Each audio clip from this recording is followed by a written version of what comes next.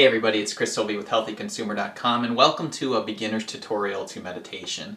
Now this particular video is going to be part of a 4-week series video, so if you are watching this right now, I highly encourage you to check back every Monday after this video for the next 3 weeks after this to get the full benefit out of this meditation series. Now if you're watching this well after it's posted, then of course be sure to check out the description below. I will have posted the other links for the subsequent videos for this. What I'm going to be doing with this first video is just introducing you into what is meditation, what are some of the benefits of meditation. I'm going to introduce 3 types of meditation, and then I'll give you a very brief tutorial on those. The following videos in the next 3 weeks are going to be guided, complete practices that you could do at home or anywhere, and I will even add in music with those, so it'll be a full production for your own benefit. But today I'm going to start with what is meditation, the benefits, and then introduce the beginnings of 3 different types of meditations that are commonly used for various purposes, and then kind of compare and contrast those to see what might be the best for your purposes. I just want to take a quick second to thank everyone who's subscribed so far. As of yesterday, we just broke 1,000 subscribers, which I think is a huge milestone. I'm very excited about that, and I plan to continue every week that I can to regularly post about integrative health practices. If you haven't watched some of my previous videos before, I'm a physical therapist and a registered nurse that's very interested in the idea of mind-body-soul connection, or mind-body-spirit. Also integrative health practices, the effects of chronic pain, chronic illness, and all these lifestyle related disorders that the majority of us are facing in one way or another, whether it be from our own lifestyle or environmental contamination, things that we're exposed to that I think have a huge impact on the majority of the population. Today I am going to be using a notes page. I don't usually do that, so I apologize if that looks inconvenient, but I took some time to prepare some very detailed notes that I think are going to be beneficial and enhance this video.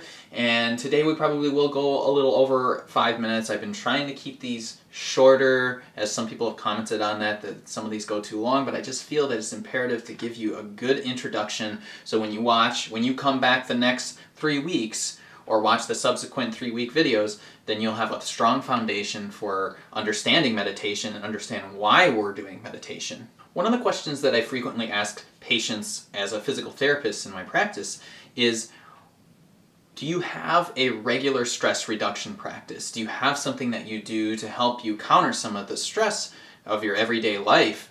And the answer is frequently no, or I get something like, oh, I watch TV or something like that, but that is not an active form of resting the mind. We need to be engaged in what we're doing in some way or another. So there's passive rest and then there's active rest. And I think I first heard about that through Jon Kabat-Zinn, who does a lot of the mindfulness meditation and clearly was defining the difference between those two. So I think it's very important for you to find a way, whichever these 3 practices best fits your needs, or maybe it's another practice. My idea with this is just to give you something to start with so you can start to explore the world of meditation in more depth. So what is meditation? I'm defining meditation as a self-discipline of focus that typically involves tuning into a specific inward detail of one's existence. So when we think about that, there's a lot of connotations with that. Some people don't wish to come into the realm of meditation because of their religious affiliations, and there are times where it's believed that turning inward could be seen as a selfish thing, whereas other people will view turning inward as a way of connecting with a higher power. And so there's very fascinating dynamics that go along with meditation. And I don't think that it has to be selfish or mean that you're turning away from your own beliefs. It's just we have to be careful in the way that we phrase some of these things, and then our overall purpose for meditation. I've pulled out some of the most common benefits for meditation out of the literature that I've reviewed, and these are some of the most common ones that you'll see. Stress reduction, absolutely. Improved concentration, performance, decreased depression and anxiety, improved mood. These are all things that are very common, especially across the board with meditation, and then particularly mindfulness meditation has been researched the most in regards to mood enhancement. Improved cardiac health, there's a lot of studies to support that. Improved cognitive function, and decrease impulsivity. So being able to see things objectively is a profound benefit of meditation. And so I think one of the most important things to understand, though, is this is, as I defined, it's a self-discipline, and it has to be done on a regular basis for it to be effective. It can't just be something when you start to feel terrible that you start a meditation practice for a couple days and then forget about it. If you do this on a regular basis, the benefits will be profound and you will reap rewards from it. So one of the first types of practices that I briefly mentioned is called mindfulness meditation, and I would define that as a process of turning inward with typically a single focus point. And most of the time this is the breath. So when we are thinking of mindfulness meditation, we're thinking of just focusing on a single object, whether it be the breath, whether it be a single sound in the room, whether it be a vision point that you just focus solely on. And the point of this is to do this without judgment. So when you're focusing on your breath, you're just observing, like you're observing water flowing down a river. Your thoughts, you could observe your thoughts without judging them. So as you are lying there or sitting there, then you would just observe the thoughts as they flow down your river of thoughts, per se. Or some people view it like a movie theater, where you're in the movie theater and then you're watching the film of your life going on without making judgments about it. And so that's a very difficult thing for people to do. A lot of times I think that the stressors we face on a daily basis, we blow up into things that are much more than they really are. And so that's where mindfulness meditation can be extremely helpful, because you can say, even though I have this pain, I'm just going to let it be. I'm just going to observe it. Even though I'm depressed, I'm just going to observe it. Even though I am anxious, I'm just going to observe it. And whenever you break that focus, you just keep coming back to it over and over again. So I can absolutely relate to this. It's been a lifesaver for me. I'm by no means perfect. I've had a lot of trauma, physical and emotional trauma, just from dealing with depression, anxiety, and panic attacks in the past. And I've found mindfulness meditation to be an invaluable tool in my improvement over the years. And so I'm very thankful to have learned about this. And as I said, one of the forefounders of the research in this department would be Jon Kabat-Zinn. And so he's kind of connecting the science with what we've known for so long. And this is very much dates back to Buddhist principles.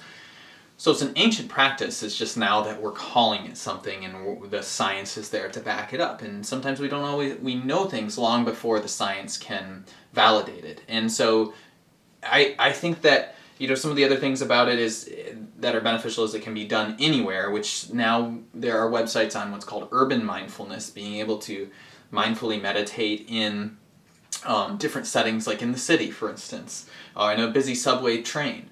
And then, so if we were focusing on our breath, our focus would not be to change our breath, like some other meditation practices, but to just watch it flow in and out, over and over. And every time that you lose focus, you always come back to that. And just by doing that, it has a profound effect on calming the nervous system, the autonomic nervous system, and over time it will take you out of that fight or flight response where you're always feeling like you're running away from the tiger thing.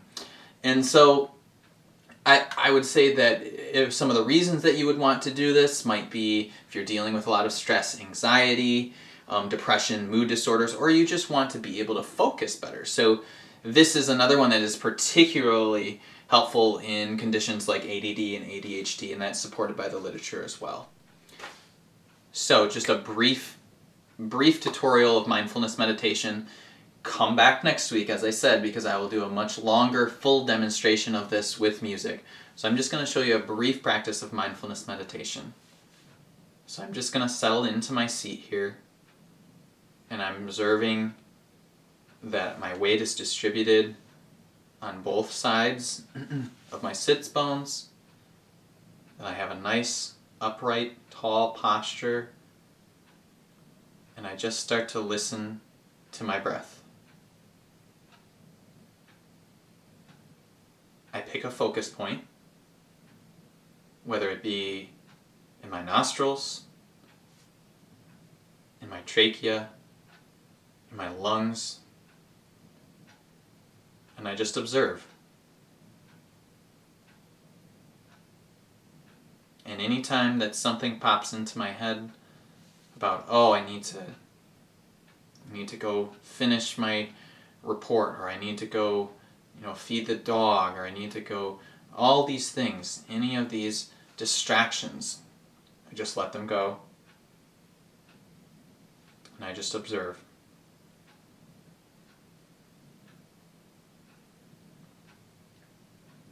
And then I can tune into my thoughts, and I can observe them like a river flowing. And I'm seeing all the busy thoughts that are going through my head, and I'm just watching them flow down this river continuously. Or again, like a movie theater, just watching them on the screen pass me by.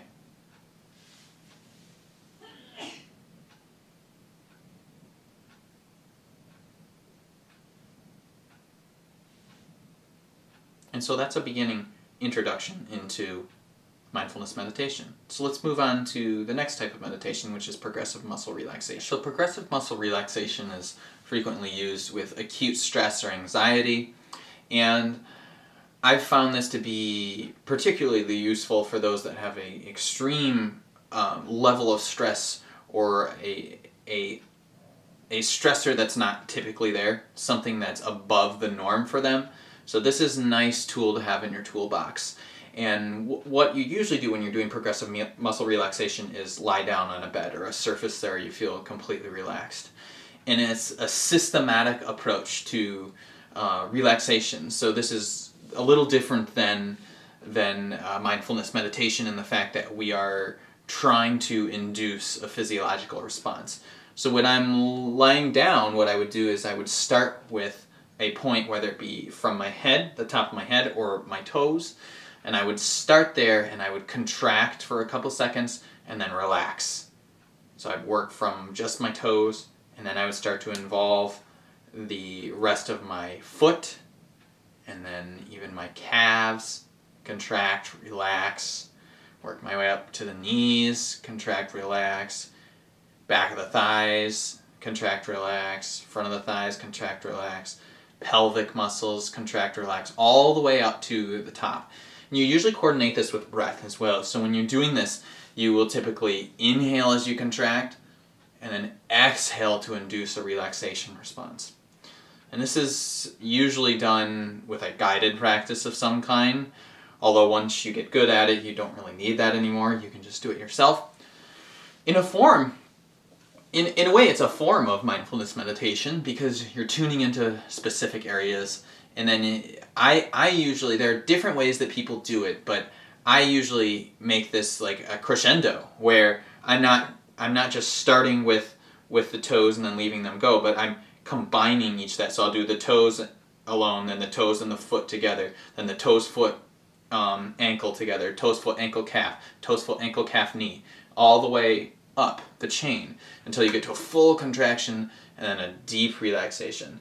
So as I mentioned, it's really good for a lot of muscle tightness, a lot of good for intense anxiety, intense stress that's more so than usual than someone's usual level. So I'm going to demonstrate that real quick for you. I'll show you lying down. So this is typically the kind of position that I would use for, I might have a little more support for my head back here. But this is typically the position I would use for progressive muscle relaxation.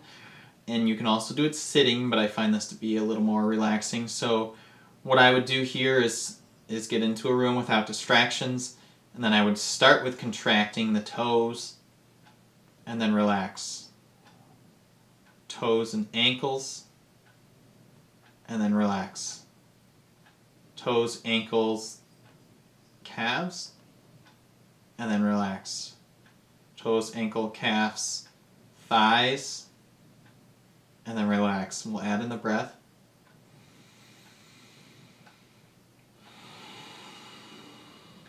And I'm working my way up to the pelvis, all the way up to the head.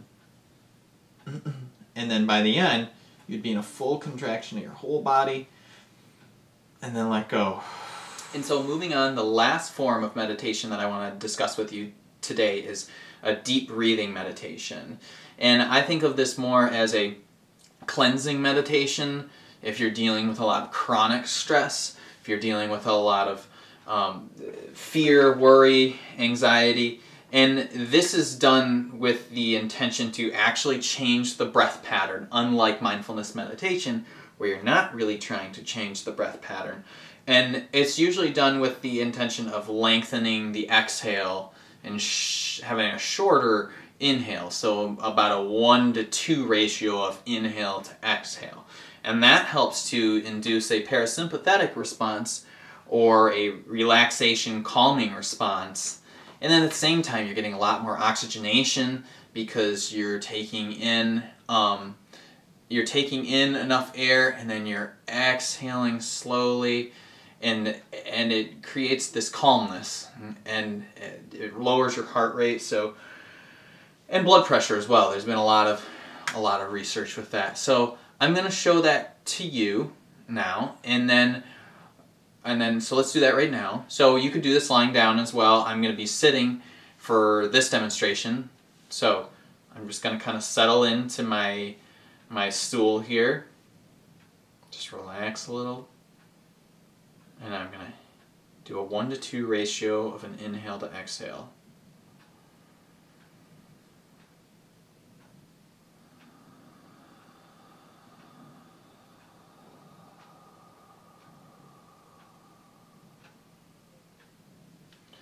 So I'm imagining that breath following me all the way down deep into the diaphragm. Inhaling, the diaphragm is dropping down into the abdominal cavity. I'm lifting, expanding in all directions. And then I'm exhaling and allowing that energy to come back in. And usually 15 to 20 breath cycles is a nice place to start. Just kind of see how you feel after that. And you will determine what's best for you over time, the more that you practice it. Some days you may need more than others. So again, these are 3 different types of meditation practices. Of course, not a comprehensive guide to meditation, but I highly encourage you to continue to research this. And then for the next 3 weeks, check back every Monday, and I'll be posting more detailed instructions on how to do these individual practices. I'll have a guided practice laid out with music as well. So again, thank you very much for all your subscriptions and support. Visit healthyconsumer.com, subscribe to our mailing list so you get more updates on these kind of things, and so we can work together to improve health and wellness.